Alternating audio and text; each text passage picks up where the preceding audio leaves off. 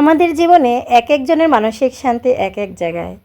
তবে আমার মানসিক শান্তি কিন্তু এই যে এখানে। আমার মানসিক শান্তি হচ্ছে আমার সন্তান, আমার বেঁচে থাকার নিঃশ্বাস। জীবনে যত বাধা বিপত্তি দুঃখ কষ্ট আসুক, আমি আমার এই সন্তানগুলার দিকে তাকালেই না আমার সব দুঃখ কষ্ট ভুলে যাই। দিন শেষে আমি যত ক্লান্ত থাকি না কা, আমার এই ছোট ছোট বেবিদের দিকে তাকালে না আমার সব কষ্ট চলে যায়। আমার কোনো ক্লান্তি থাকে না, আমার কোনো কষ্টই থাকে না। বিসমিল্লাহির রহমানির রহিম। আসসালামু আলাইকুম। সুমিস ডেইলি লাইফস্টাইলে সবাইকে স্বাগত। আমি আমার বেবিদেরকে নিয়ে আমার ভিডিওটি স্টার্ট করলাম। আশা করি আমার আজকের ভিডিওটি আপনাদের ভালো লাগবে। আর এই তো বাচ্চাদের সাথে একটু সময় কাটালাম। এখন ওদেরকে টিভি দিয়ে আমি রান্নাঘরে যাব, রান্না করব। মাশাআল্লাহ, আমার বাচ্চাগুলা না খুবই গুড গার্ল। ওরা আমাকে এতটা বিরক্ত করে না। আর আমি আমার বাচ্চাদেরকে সব সময় আমার হোমমেড খাবারটা বানিয়ে খাওয়ার চেষ্টা করি।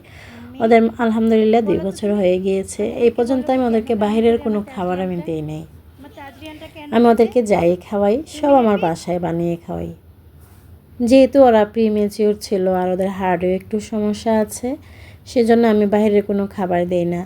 কোনটাতে কি হয়ে যায় এটা আমার খুবই ভয় লাগে।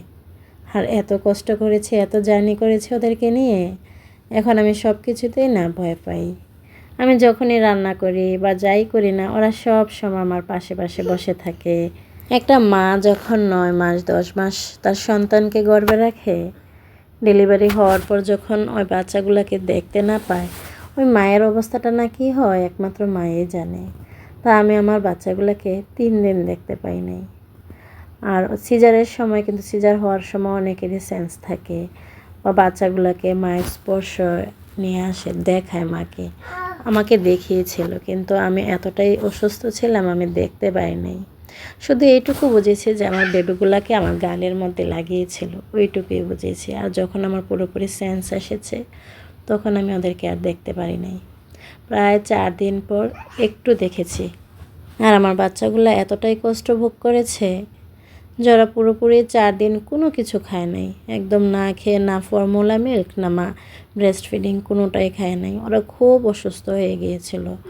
আর আমি তখন না এটা জানতাম না যে এনআইসিউর মধ্যে খাবার দেওয়া যায়। ও ডাক্তার বা নার্স ওরাও আমাদেরকে বলে নাই। আমার মাঝে মাঝে যখন ওর বাবা দেখতে যেত, শুধু তখন এই যে এনআইসিউর দরজার সামনে যে লোকটা থাকতো, মানে বা নার্সরা থাকতো, তারা বলতো আপনার বাচ্চাটা অনেক কান্না করেছে। আমার হাজব্যান্ড ডাক্তারকে জিজ্ঞাসা করতো আর নার্সকে জিজ্ঞাসা করতো যে স্যার কী করবো বা কী, তারা কোনো কিছুই আমাদেরকে বলে নাই। মোট কথা বলতে আমরা এনআইসিউর মধ্যে ওইরকম সেবাটা আমার বাচ্চারা পায় নাই। ওদের হার্টের সমস্যা, কিন্তু এনআইসিউর মধ্যে ডাক্তার আমাদেরকে এই কথাটাও বলে নাই। যাই হোক, এরপর আমরা এনআইসিউ থেকে ওদেরকে বাসায় নিয়ে আসে হার্টের ডাক্তার দেখাই। বর্তমানে আমি ওদেরকে ঢাকা লেবিডের মধ্যে ডাক্তার দেখাচ্ছি। তো উনি খুবই ভালো একজন ডাক্তার, এশিয়ার মধ্যে উনি হার্টের জন্য, বাচ্চাদের হার্টের জন্য উনি দ্বিতীয়। উনি খুবই ভালো। তো আশা করি সবাই আমার বাচ্চাদের জন্য দোয়া করবেন, ওরা যাতে তাড়াতাড়ি সুস্থ হয়ে যায়, আমার কষ্টটা যাতে সার্থক হয়। আমি ওদেরকে নিয়ে এতটাই জার্নি করেছি যা ভাষায় বলা যাবে না। আমি কখনো রাতকে রাত মনে করি নাই, কখনো দিনকে দিন মনে করি নাই। আমি আমার এই 2টা বেবিকে ছোটোবেলা থেকে এই পর্যন্ত লালন পালন করার সময় আমি কাউকে কাছে পাই নাই। আমার বাবা খুব অসুস্থ ছিল, ওই টাইমে আমার মাও আসতে পারে নাই। আমার মা শুধু হসপিটালে 7 দিন বা 8 দিন থেকে গিয়েছিল, আর মাঝে মাঝে এসে দেখে যেত। আর আমার শ্বশুর শাশুড়ি তারা ছিল, যেহেতু আমার শাশুড়ি চাকরি করে, আমার শাশুড়ি আমাকে ওইভাবে টাইম দেয় নাই। আর শ্বশুর তো পুরুষ মানুষ।